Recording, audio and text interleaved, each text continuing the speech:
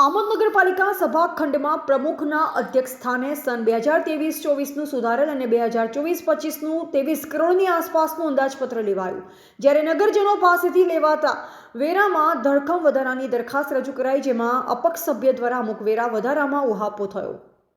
પ્રાપ્ત માહિતી અનુસાર તારીખ 5/3/2024ના રોજ બપોરના 3 કલાકે આમોદ નગરપાલિકા સભાખંડમાં પ્રમુખ જલ્પાબેન પટેલના અધ્યક્ષસ્થાને સામાન્ય સભા રાખવામાં આવેલ હતી, જેમાં સને 2023-24નું સુધારેલ બજેટ અને 2024-25નું અંદાજપત્ર રજૂ કરેલ હતું.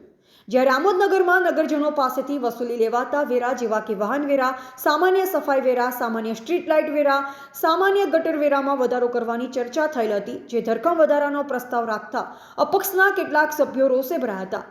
છતાં સત્તાધારી પક્ષ તરફથી વેરામાં ધરખમ વસૂલી માટે દરખાસ્ત કરવામાં આવી હતી. હવે નગરજનોના વાંઢા સૂચનો ધ્યાને રાખીને આ વેરા વધારામાં અમલ મૂકવામાં આવશે.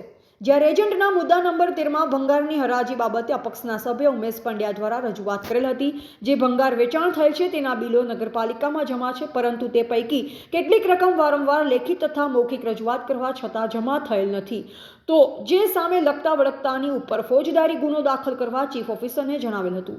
જ્યારે પ્રમુખ સ્થાનેથી અયોધ્યા ખાતે બનાવેલ રામ મંદિરના અનુસંધાને મુખ્યમંત્રીને શુભેચ્છા પત્ર પાઠવવાનો ઠરાવ થયેલ હતો. રિપોર્ટર સફીક બાપુ, આમોદ.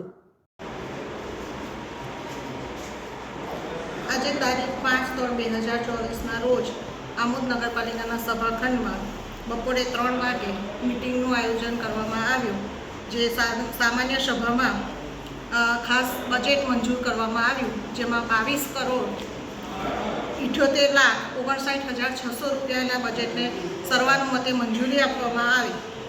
ઉપરાંત આમોદ નગરપાલિકામાં ખર્ચ વધુ થાય છે અને આવક ઓછી છે, તો એના માટે વિવિધ વિભાગોમાંથી વાહન વેરા, સફાઈ વેરા, સ્ટ્રીટ લાઇટ, પાણી વેરા, ખાસ સફાઈ વેરો અને ખાસ ગટર વેરો, એના માટેના નિયમો મંજૂર કરવા માટે એક દરખાસ્ત કરવામાં આવી અને આગામી બોર્ડની મંજૂરીની અપેક્ષાએ જે કોઈ કામો કરવાના થાય છે એને પણ બહુમતીના જોડે પાસ કરવામાં આવ્યા. અને નગરપાલિકામાં આવેલ જે અધ્યક્ષસ્થાનેથી માનનીય મુખ્યમંત્રીશ્રીને જે રામ મંદિર અંગે અભિનંદન આપતો શુભેચ્છા પત્ર પણ પાઠવવામાં આવ્યું.